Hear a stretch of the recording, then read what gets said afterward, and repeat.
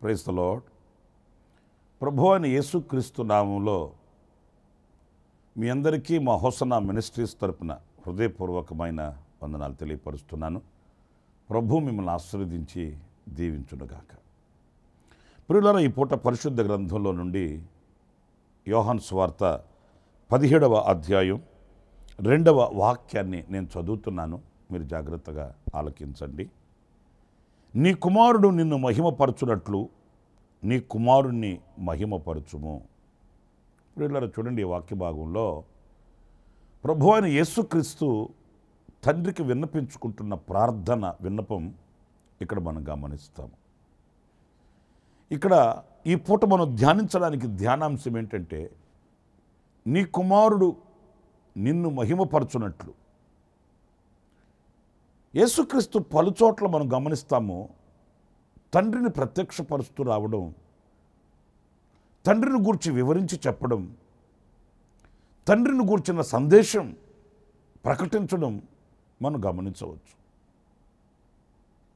ఆయన సర్వశక్తి కలిగిన దేవుడై ఉండి, సర్వాంతర్వ్యామి అయి ఉండి, ఆయన సర్వజ్ఞుడై ఉండి పలుమార్లు ప్రార్థన చేయడం, రొట్టె పట్టుకొని ఆకాశం వైపు కన్నులెత్తడం, ఏకాంతంగా వెళ్ళి ప్రభు సన్నిధిలో, తండ్రి సన్నిధిలో ఆయన మోకరించి ప్రార్థన చేయడం, ఇవన్నీ తండ్రిని మహిమపరిచిన అనుభవాల్ని చూపిస్తున్నాయండి.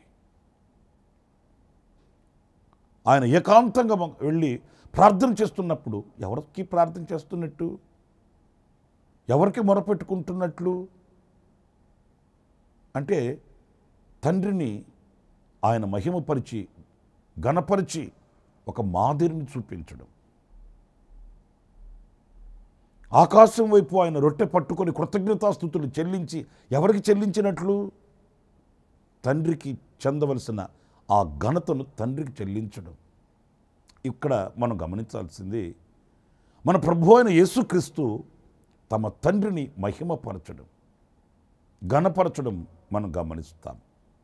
అంతేకాదు, కొన్ని సందర్భాలను మనం లేఖనాలు చదువుతూ వస్తున్నప్పుడు ఈ యోహాను సువార్త 8వ అధ్యాయం 42వ వాక్యంలో చక్కటి అనుభవాన్ని మనం గుర్తించవచ్చు. నేను చదువుతాను ఆ మాటల్ని. యేసు వారితో ఇట్లనెను, దేవుడు మీ తండ్రి అయిన ఎడల మీరు నన్ను ప్రేమింతురు. నేను దేవుని యొద్ద నుండి బయలుదేరి వచ్చి ఉన్నాను, నా అంతటా నేనే వచ్చి ఉండలేదు, ఆయన నన్ను పంపెను. చూడండి, ఇక్కడ ఆయన నన్ను పంపెను అంటే ఎవరిని మహిమపరుస్తున్నట్లు? నేను స్వతంత్రంగా రావచ్చు, వెళ్ళొచ్చు, నాకు ఆ సర్వాధికారము ఇవ్వబడి ఉన్నది అని తనను తాను ప్రత్యక్షపరచుకోవట్లేదు. నన్ను పంపిన వాడున్నాడు, ఆయన నన్ను పంపించాడు అంటే ఆయన మాటకు నేను లోబడిన వాడిని. నాకు ఒక యజమానుడు ఉన్నాడు, నాకు ఒక నాయకుడు ఉన్నాడు, ఒక తండ్రి ఉన్నాడు అని ఆ తండ్రిని ఎంత హెచ్చించి మాట్లాడుతున్నాడు చూడండి. మనకి ఏదైనా కొంచెం ఆధిక్యత ఉంటే ఇక మన పై వాళ్ళని, మనకు అధికారులుగా ఉన్నవారిని ఏమాత్రం కూడా మనం లెక్క చేయమండి. ఏదైనా మనకు ఆధిక్యత కలిగితే, కాస్త మన స్థితి మారితే, ఆ సర్వశక్తి కలిగిన దేవునికి ఇవ్వవలసిన ఘనతను కూడా మనం దేవునికి కూడా ఇవ్వమండి. నా శక్తి చేత నేను సంపాదించాను, నా జ్ఞానం చేత నేను సంపాదించాను, నాకున్న టాలెంట్స్ నన్ను గొప్పవానిగా చేసి, ఇలాంటి అహంకారపు గర్వపు మాటలు మన నోట పెళ్ళుబుకు వస్తుంటాయండి. నాది నాది, నేను నేను. లేఖనాల్లో ఒక ఉపమానాన్ని యేసుక్రీస్తు చెప్పాడు. ఒక ధనికుడు ఉన్నాడట, ఆ ధనికుడు చాలా ఆస్తి సంపాదించుకున్నాడు. అతడు పడుకొని తన ప్రాణంతో చెప్తున్నాడట, నా ప్రాణమా. ఆ మొదటి మాటలోనే చూడండి, నా ప్రాణమా తినుము తాగుము సుఖించుము. ఏమండి, ప్రాణం ఎవరిది? ఈ ధనికుడు ఏమంటున్నాడు, నా ప్రాణమా. ఈయనదా ప్రాణం? అనుగ్రహించిన తండ్రిని విడిచిపెట్టేశాడు, దయచేసిన తండ్రిని మర్చిపోయాడు. ఎందుకంటే చేతి నిండా డబ్బు వచ్చింది, ఒంటి నిండా ఆరోగ్యం వచ్చింది, ఇంటి నిండా జనం వచ్చారు, ఇక స్తోమత పెరిగింది కదండి, కాస్త ఆధిపత్యాలు ఆధిక్యతలు వచ్చాయి కదండి. అందుకని ఇప్పుడు ఏమంటాడంటే, నా ప్రాణమా. దేవుడు అన్నాడు, వెర్రివాడా, ఎవని వలన ప్రాణం అనుగ్రహింపబడింది, ఎవని చేత నువ్వు పంపబడ్డావు, ఎవని చేత ఏర్పరచబడ్డావు, దేనికి పంపబడ్డావన్న వివేచన లేకుండా మాట్లాడితే అతనికి పెట్టబడ్డ పేరు వెర్రివాడ, పిచ్చివాడ. నా ప్రియ సహోదరులరా, మన ప్రభు అయిన యేసుక్రీస్తు చూడండి, తండ్రిని మహిమపరుస్తున్నాడు. ఇక్కడ ఇంకొక విషయం ఏంటంటే, నేను ఆయన చేత పంపబడ్డాను, ఆయన నన్ను పంపిస్తే వచ్చాను అంటే ఆయన అధికారానికి లోబడడం అండి, ఆయన ప్రభుత్వానికి లోబడడం, ఆయన మాటకి శిరస్సు వంచడం. ప్రియులారా, ఈరోజు మనం దేవుని అధికారానికి లోబడుతున్నామా? మనము దేవుని ఆజ్ఞకు లోబడుతున్నామా? ఆయన పొమ్మంటే వెళ్ళడం, ఆయన రమ్మంటే రావడం, ఎందుకు పంపాడు, ఎందుకు రమ్మన్నాడు అని వివేచించడం. ఈ రోజున అలాంటి ఆలోచన మనకు ఉంటుందండి. ఇదే మనం నేర్చుకోవలసిన పాఠం. ప్రభు అయిన యేసుక్రీస్తే తండ్రికి లోబడి ఆయన పంపితే వచ్చాడట. ఈయనకై ఈయన ఉద్రేకభరితుడైపోయి తన ఎంతట తాను ఆయన తీవ్రత కలిగిన వాడై ఆయన వచ్చినవాడు కాదు. తండ్రి అతనిని ఒక చిత్తానికి అమర్చి ఓ సంకల్పాన్ని భుజముల మీద పెట్టి పంపించాడు. అందుకే యేసుక్రీస్తు చూడండి, తన తల్లి అయిన మరియా యోసేపులు ఆయన ఎదుకు వచ్చి, బాబు 3 రోజులుగా మేము వెళ్ళిపోయాము, ముందుకు వెళ్ళిపోయాము, నువ్వు కనిపించక మరలా వెనక్కి వచ్చాము మేము అని వాళ్ళు వ్యధ చెందినప్పుడు ఆయన అన్నాడు, నేను తండ్రి పనుల మీద ఉండాలని మీరు ఎరుగరా?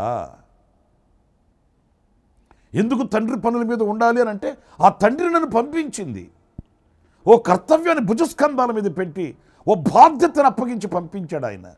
ఆ పని నేను చేయాలి కదా. మీకు ఇక్కడ ఇంకొక విషయం కూడా జ్ఞాపకం చేస్తానండి. నోవాహు ఓడలో అనేక పక్షులు ఉన్నాయి, జంతువులు ఉన్నాయి, మృగాలు ఉన్నాయి, పశువులు ఉన్నాయి. ఆయన ఒక కాకిని పంపించాడు ఒక వర్తమానం కొరకై. కానీ ఆ కాకి వర్తమానం తెచ్చిందా? లేదు. చూసింది, కంటి నిండా ఆహారం కనబడింది, సచ్చిన శవాలు కంటి నిండా కనబడ్డాయి. ఇక శుభ్రంగా తింటూ తిరుగుతూ కాలాన్ని వెచ్చించేసింది. నాయకుడిని మర్చిపోయింది, పంపిన వాణిని మర్చిపోయింది. అంతవరకు కాచి కాపాడి ఉద్ధరించి ఆదరించి భద్రపరిచిన ఆ సహవాసాన్ని విడిచిపెట్టేసింది. తనకంటూ తానుకి ఏదో దొరికింది, రోజున సెటిల్ అయిపోయింది. ఈరోజు కొంతమందిని కూడా అలాగే చూస్తున్నామండి. ఈ లోకమే శ్రేయస్సు, ఈ లోకంలో ఉన్నాయే శ్రేయస్సు అన్నట్లుగా తండ్రి సహవాసాన్ని మర్చిపోయి తండ్రికి, తండ్రి సన్నిధికి, తండ్రి సహవాసానికి దూరం అయిపోతున్న ప్రజల్ని కొందరిని చూస్తున్నాం మనం. నా ప్రియమైన సహోదరులరా, మనం ఏనాడు కూడా మర్చిపోకూడదు. ఆయనకు చెందవలసిన మహిమను ఆయనకి చెల్లించి మనం ఆయన చేత పంపబడిన వారమని, ఆయనను మహిమపరచాలని, ఆయననే ఘనపరచాలని ఏనాడు కూడా మనం మర్చిపోకూడదు. అందుకే మన ప్రభు అయిన యేసుక్రీస్తు ఓ మాదిరిని మన కొరకై చూపించాడు. అంతేకాదు, ఈ యోహాను సువార్తలో మరొక మాట కూడా 12వ అధ్యాయం 49వ వాక్యంలో మరొక మాటని మనం చదువుతామండి. ఆ మాట నేను చదువుతాను. ఎలయనగా నా అంతట నేనే మాట్లాడలేదు, నేను ఏమనవలెనో ఏమి మాట్లాడవలెనో దానిని గూర్చి నన్ను పంపిన తండ్రియే నాకు ఆజ్ఞ ఇచ్చి ఉన్నాడు. పిల్లలు చూడండి, ఇక్కడ ఒక వింతైన ధోరణి, మనకు ఆశ్చర్యాన్ని కలిగించే అనుభవం అండి. నా అంతటా నేను ఏమీ మాట్లాడట్లేదు అంటాడు. ఇది మన ప్రభు అయిన యేసుక్రీస్తు. ఆయనంతటా ఆయన ఏం మాట్లాడలేకపోవడం ఏంటి?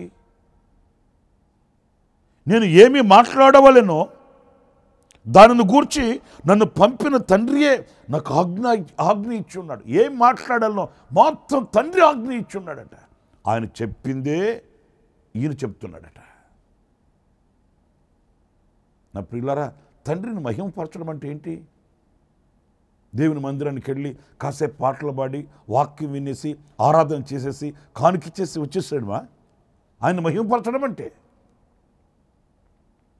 లేకపోతే సెలవు కనబడగానే సెలవు గుర్తు చేసుకోవడమా? లేకపోతే పండుగ రోజున, క్రిస్మస్ రోజు, లేకపోతే ఈస్టర్ రోజున క్రైస్తవుడిగా మనం ఏదో గొప్పవాళ్ళముగా కనిపించడమా? కాదు కాదు.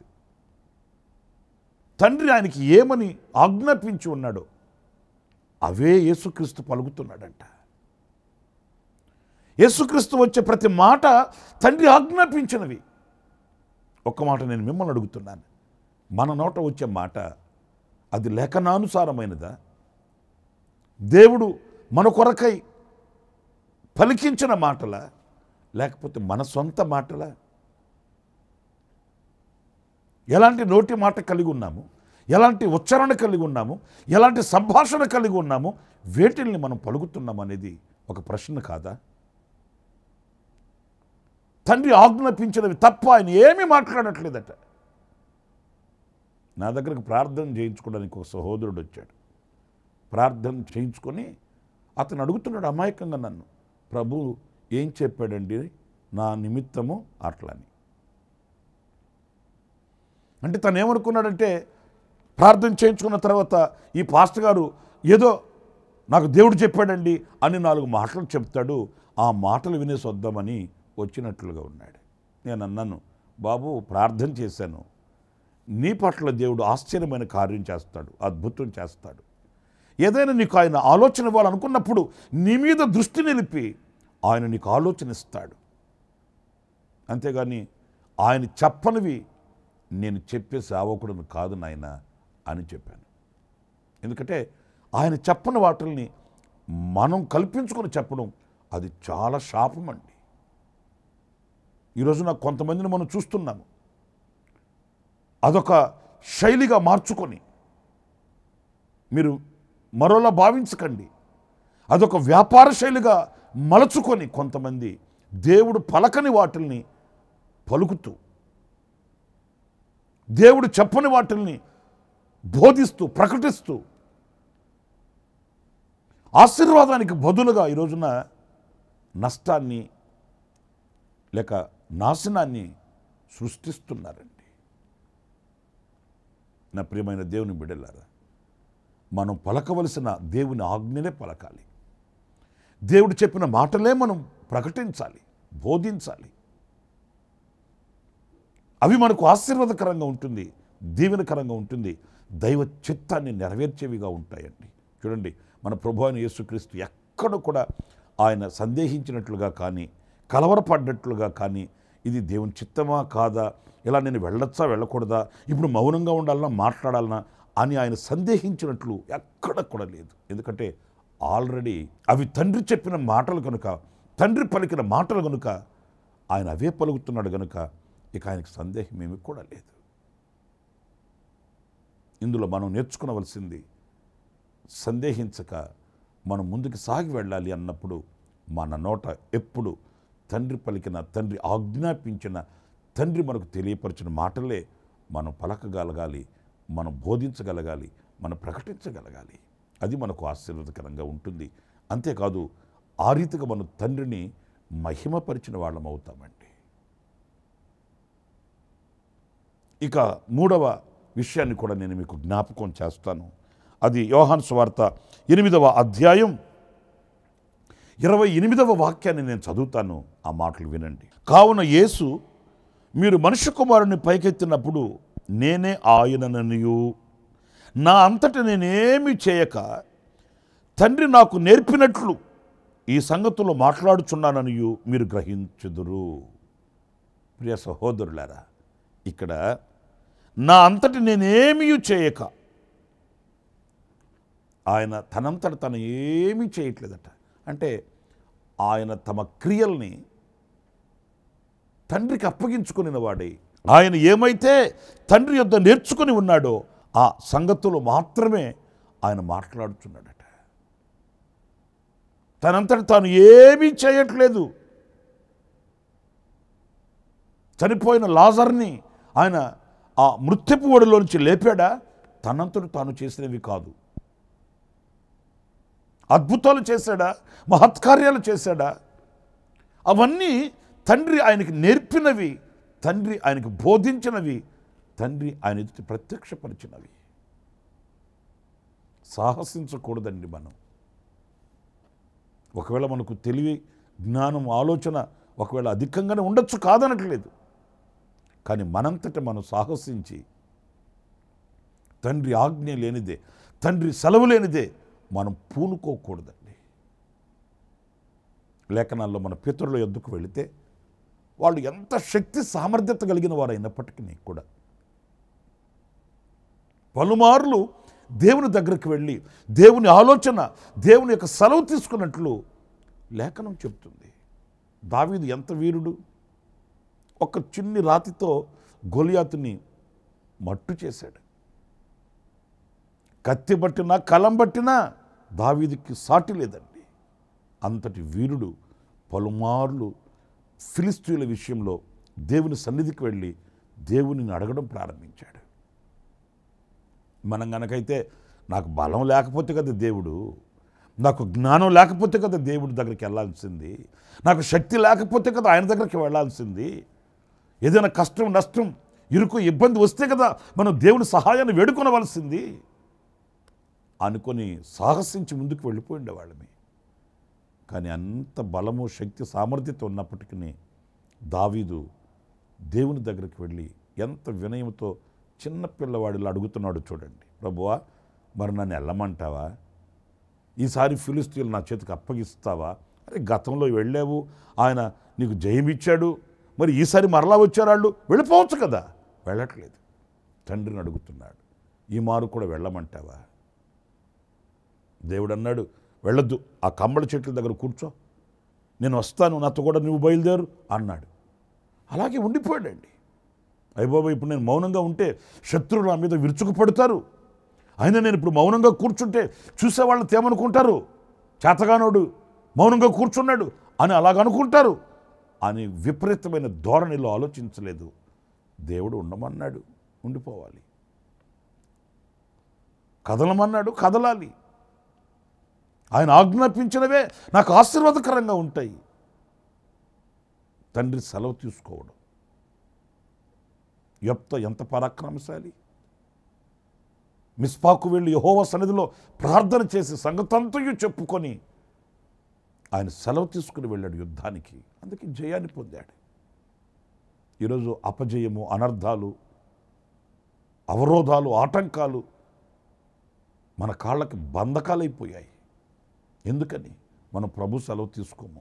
మన శక్తి మీద మనం ఆధారపడతాం, మన టాలెంట్ మీద మనం ఆధారపడతాము, మన జ్ఞానాన్ని మనం ఆసరాగా తీసుకుంటాము.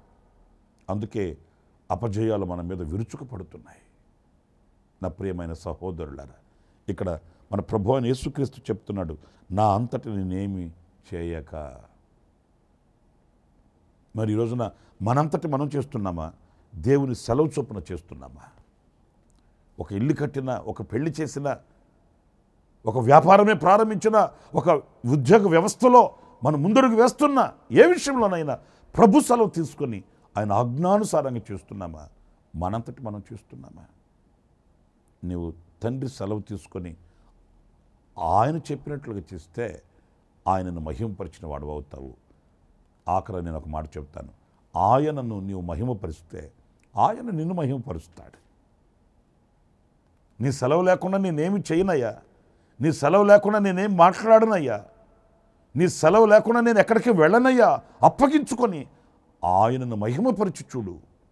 అప్పుడు ఆయన నిన్ను మహిమపరుస్తాడు, ఆయన నిన్ను గణపరుస్తాడు. మన ప్రభు గణపరిచే దేవుడే కానీ కించపరిచే దేవుడు కాదండి. నిన్ను తలగా ఉంచే దేవుడే కానీ, నిన్ను పైవానిగా ఉంచేవాడే కానీ, నిన్ను క్రిందవానిగా చేసేవాడు కానే కాదు. ఈరోజు మనం క్రిందవానిగా ఎందుకుంటున్నాము, తోకగా ఎందుకుంటున్నాము అనంటే ఆయనకు దూరాన ఉన్నందువలన ఆయనను మహిమపరచక మన ఇష్టానుసారంగా మనము నడకను నేర్చుకున్నందువలన ఇదిగో ఈ దీవెనకు మనం దూరం అయిపోతున్నాము. నా ప్రియమైన సహోదరులారా, ప్రార్థన చేసుకుందాము. మన ప్రభు అయిన యేసుక్రీస్తు తండ్రిని మహిమపరిచినట్లు మనము మహిమపరుద్దాము. దేవుని ఘనతకి పాత్రులమవుదాము. అలాంటి కృప దేవుడు మనందరికీ అనుగ్రహించునుగాక. తలలు వంచండి, చిన్న ప్రార్థన చేస్తాను. కృపా సత్య సంపూర్ణుడ జీవాధిపతిని ప్రభువానికి వందనాలు. నైనా మీరు తండ్రిని ఎలాగ మహిమపరిచారో ఆ రీతిగా మేము మిమ్ములను తండ్రిని మహిమపరచువారముగా మమ్మల్ని ఆయుత్తపరచండి. మీరు మాకు చూపిన మాదిరి గొప్పది నాయన. మీరు మా ఎదుట ఉంచిన జాడలు గొప్పవి నాయన.